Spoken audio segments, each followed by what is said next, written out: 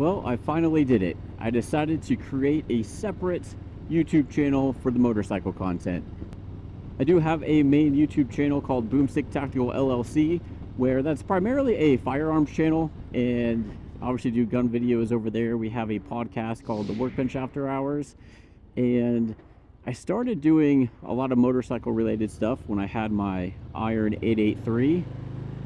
Started doing videos on that, and then also this Lowrider ST once I got it, and some of the stuff I've done with it. And I thought I could, have all those videos on the same channel as all the gun stuff, but because YouTube is really strict on the firearms content, they kind of suppress those videos that get sent out on that channel, which I think kind of affected the motorcycle related videos as well. And I also did a poll on that channel to see if people would rather see both kinds of content on that channel or have separate channels. And well, majority rules, so most people said a separate channel. So that's what I'm doing. And if you've ever started a YouTube channel to create videos on, you know that it is kind of a pain and a long process, really. Not only do you have to set up the whole account, and then you gotta make a logo, make an intro if you want to, make the channel banner, which is the task I'm not looking forward to. I actually have 3 total YouTube channels. I have the Boomstick Tactical LLC, this one I'm starting, and then also a Shotgun Studio, where I do more kind of microphone reviews and how to edit videos and stuff like that in regards to making content. So it's definitely going to be a process starting this one up, but I think it is going to be better having the 2 types of content separated, just because YouTube is all about niching down and having specific videos for a specific audience. So any new videos, motorcycle related content, is going to be coming out on this channel only. And I'm still going to leave up some of the videos on the Boomstick channel that's already there, just because those already have some views, and I will eventually work on switching those over once I get the logo figured out in the intro, and then I'll go back and edit those to fit this channel. I do have quite a few motorcycle related videos, with the Iron 883 and this 2023 Lowrider ST. So I have quite a few stuff out on both of those bikes, but I think I will keep them up on that channel until I bring them over to this one. Maybe change the thumbnail a little bit or something. But unfortunately, once I got into motorcycles, it's like that's all I can think about and want to do right now. Any chance I get to take this bike out, I'm taking it. And so then I'll be out for several hours at a time, and that does take up a lot of time. And it's nice when I can just take the cameras with me and do a video and kind of knock that out at the same time as riding, versus having to set stuff up in the studio, and that involves more editing and all that stuff. So it is actually a little bit easier to make these types of videos and edit them together. But if you do like firearms content, check out that Boomstick Tactical LLC channel. I got stuff over there. We got our podcast, where it's primarily talking about what's going on in the gun community at the time, but we do talk about motorcycles. We've had a couple dedicated to about my Harley experience and everything. And if you're wondering how I came up with the channel name Rusted KC Moto, well, that was the original name to my YouTube channel that I started probably 9 or 10 years ago, was Rusted KC channel. YouTube wasn't quite as big back then, and such a big efforts. People just kind of posted videos. So I was trying to come up with a channel. Is still doing gun stuff and like gear reviews. And then I chose Rusted KC channel because my nickname as a kid was Rusty, and I don't want to use anything Rusty KC or anything because that just sounds funny. So I changed it to Rusted, and then KC is where I'm from. I live in Kansas City, and I did Moto just to show it is a motorcycle related channel. Luckily that name wasn't taken. I don't know why it would have been anyway, so that's why I started this channel, Rusted KC Moto. I have a separate Instagram for that one as well. I'll actually have a link to all my channels and socials down in the description below if you want to check those out. But yeah, if you're new to this channel, welcome. My name's Keith. Like I said, I live in Kansas City, specifically Olathe area on the Kansas side. And I recently got into motorcycles last year. I am in my mid-30s and have never been into bikes before. I've never ridden a motorcycle. I don't think I've ever ridden a dirt bike before. And I got a moped on a real good deal. It was like a brand new moped pretty much that I got for like 200 bucks. And that was the first time I rode anything two wheels and a motor. And once I got used to that, I'm like, this is cool.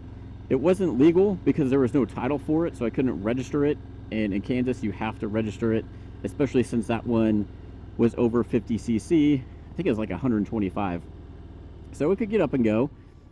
And I'm like, man, once I got used to it, and you know, obviously you get into wanting something bigger, better, more power. So that's when I started deciding, I'm like, hey, you know what? Maybe I should get a motorcycle. And I started watching a lot of YouTube videos on motorcycle, learning how to ride, you know, the best beginner motorcycle. I found Blockhead's YouTube channel and got a lot of inspiration from his channel and kind of how to ride, and ended up settling on a 2022 Harley-Davidson Iron 883 as my first bike and bike to learn on. And I did get a lot of crap for buying a Sportster, because a lot of people, even the people at the dealership, were like, man, you are gonna outgrow this one real quick. But I'm like, man, I want to start on a bike that I'm comfortable with. I don't want something that's too big, because I sat on some of the bigger bikes, like the Softails that they had at the time, and even the baggers. I'm like, this is going to be way too much. It's, for me, never riding a motorcycle, these are too intimidating. They just seem too big.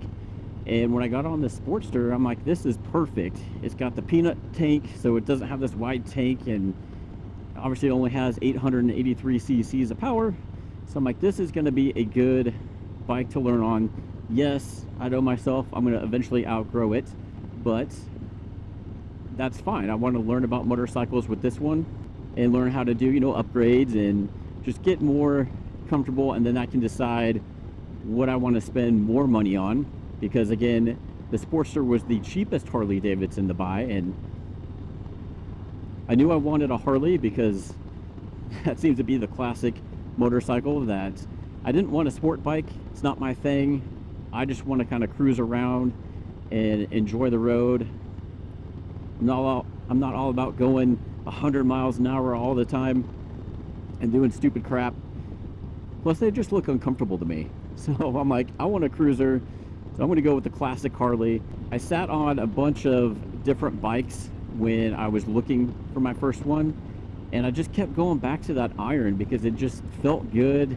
And the price, you know, for I did buy it brand new, and for the brand new bikes, yeah, it didn't have all the bells and whistles that you could get on an Indian, but I just like the look of it. I got the denim black and it looked good. I liked it. And so that's what I started learning how to ride on.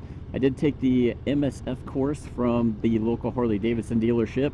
I was kind of dumb and bought my motorcycle before I took the MSF course, just because once I know I want something, I want it like right then. I had to wait a while for a spot to become open in the MSF course. So I'm like, man, before winter comes in, I want to have a motorcycle, so that way once I have my license, bam, I can take it out and go ride. So that's what I did. Since I couldn't drive it home from the dealer, the salesman actually drove it home for me, and I just gave him a ride back to the dealership. It's only like a couple miles from where I live, so it wasn't that big of a deal. But they did say they're going to be like, you know, you're going to be back in 6 months to a year wanting something bigger and better. I'm like, well, then so be it. So I started doing some motorcycle videos on the Iron 883, which I'll eventually move over to this channel as well. Kind of figuring out how the whole motovlog thing works and camera setups, and trying to find a right mic. Trying to find a good microphone that sounds good, because there is a lot of noise that you get from not only the motorcycle, but the wind and everything. So trying to find the right microphone is kind of a chore. So I ended up buying that Iron 883 sometime in September of 2022, and I ended up buying the Lowrider ST at the end of May of 2023. So I did not have that thing for very long. It got to the point to where I got real comfortable with it, and I was wanting more power. So I was wanting to do, you know, look into doing a stage 1 and all that stuff. Plus I wanted to raise the handlebars. I wanted to get like the mini apes, but when I got a quote from several dealers to put taller bars on that bike, it was ridiculously expensive. And it's not like I'm not a mechanic by any means. Could I have done it?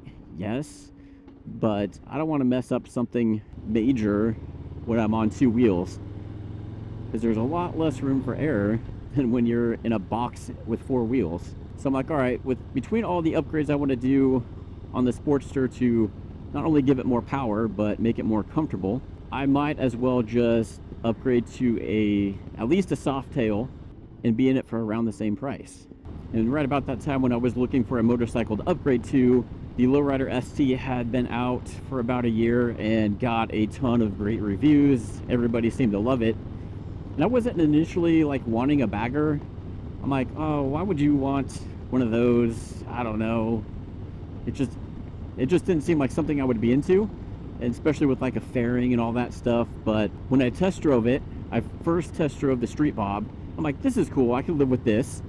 But when I test drove the Lowrider ST, I'm like, oh my god, this is the one I want. You know, I get it.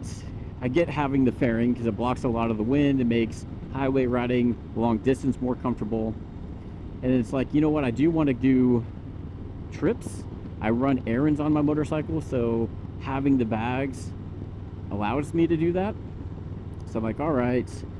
I knew if I would have gotten the Street Bob, I eventually would have wanted to upgrade to something with bags anyway. So I just kind of bit the bullet and basically gonna cry once and ended up getting the Lowrider ST.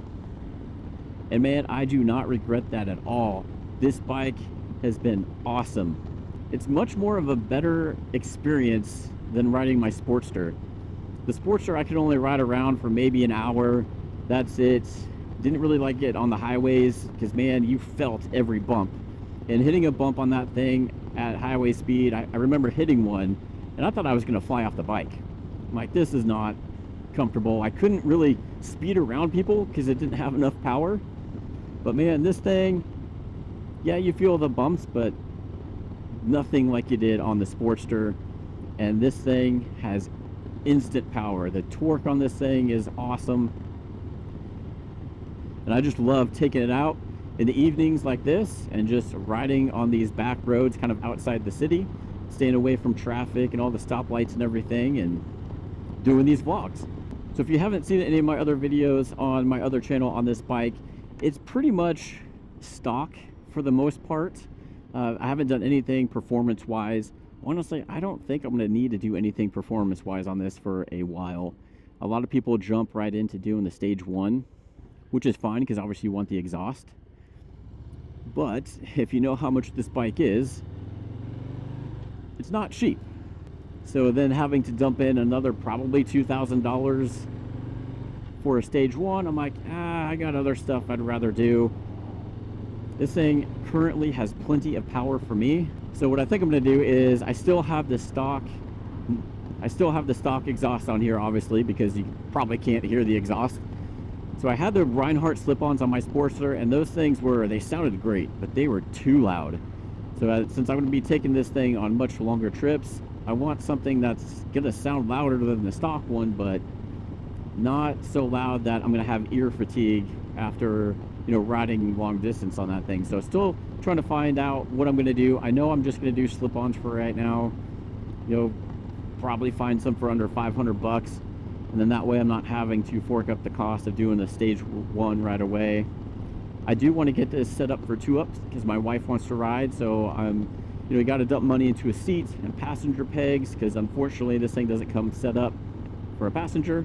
Unlike the Street Bob, which, as much as you're paying for this bike, they should at least give you the cheap Harley passenger seat and some pegs. Like, come on, include that in the bike.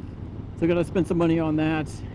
And then really the only other thing I did is I added the safety protection. I got the Mustache engine guard down there, and then I have the clear view large size windscreen in the medium smoke on here.